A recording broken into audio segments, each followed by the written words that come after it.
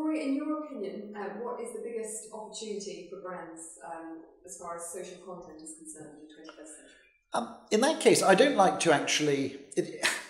in a way, it's been like answering the question, what's the biggest opportunity for brands offered by television in 1955 when commercial television came in. I don't like to pigeonhole or stereotype things. I just see them as offering actually a range of multiple possibilities, and that will be everything from packaged goods to, for example, social marketing or indeed government campaigns. And it can be everything from extraordinarily inexpensive distribution of ideas and branded content to large audiences.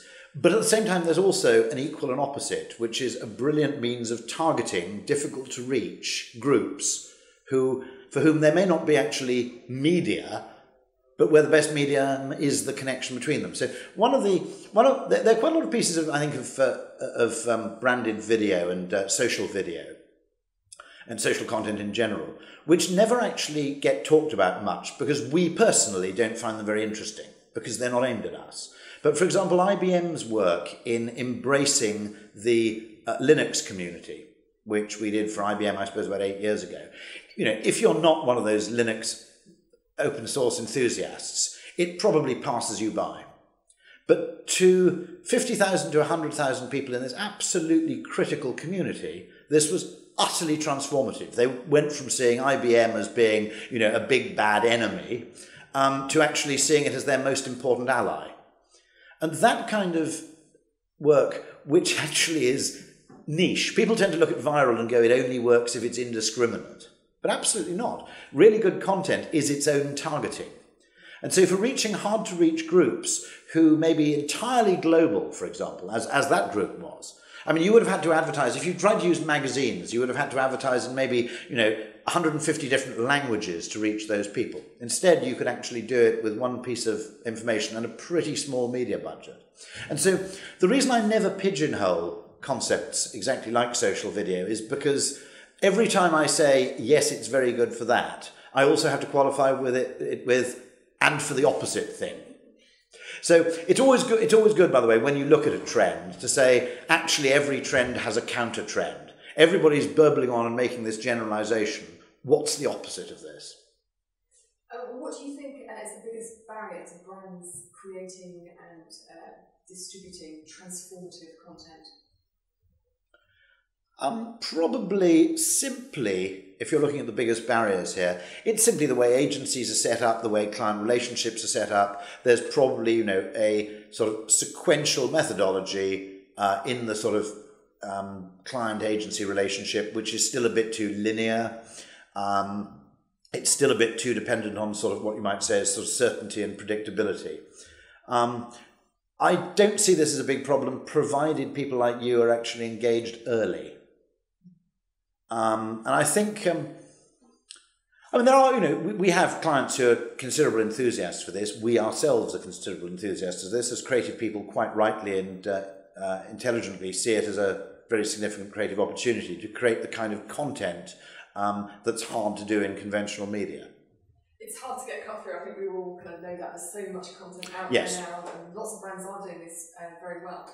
Recent research suggests that as there's more and more content and as consumers we're bombarded with images and videos, we depend more on our emotional brain for making decisions than we do on our rational brain. What do you think about this? Yeah, it's certainly true that as you get closer to the moment of decision, arguably, that as decisions become more complicated and the trade-offs become actually mathematically intractable, as also we live in a world where actually there aren't that many bad products. The difference between, most purchase decisions is between pretty good, a bit better, a little bit worse, who knows. We're dealing with actually completely imperfect information in most cases, huge information asymmetries. So the decisions in some sense become that little bit more arbitrary. And the role that our emotional, instinctive System 1 brain plays in the choice, even in categories like car purchase and, to take a real extreme, house purchase, are surprisingly huge.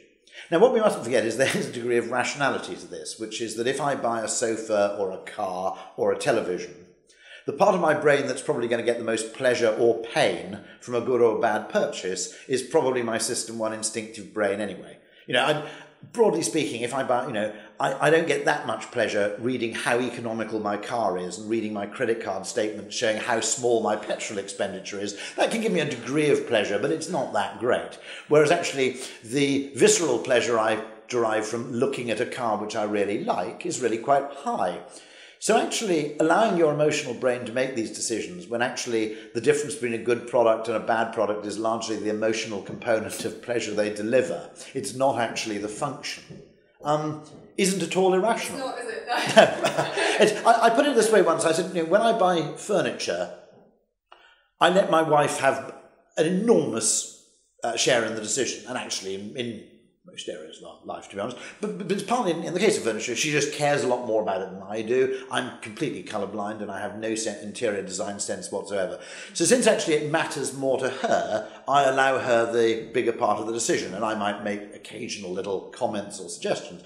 And I think the two parts of our brain make a similar, what you might call a similar delegation to the emotional brain in many purchase decisions. Well, actually, it matters more to you than it does to me, so you decide. In the spirit of arbitrary decision-making, can you give me a snap decision on the following? Data or creative? Creative, because data without creative is worthless. Yeah. Facebook or Twitter? Twitter. Script or soundtrack? Soundtrack.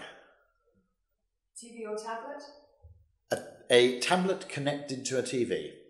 And finally, surprise kitty or ultimate dog tease? Catman 100%.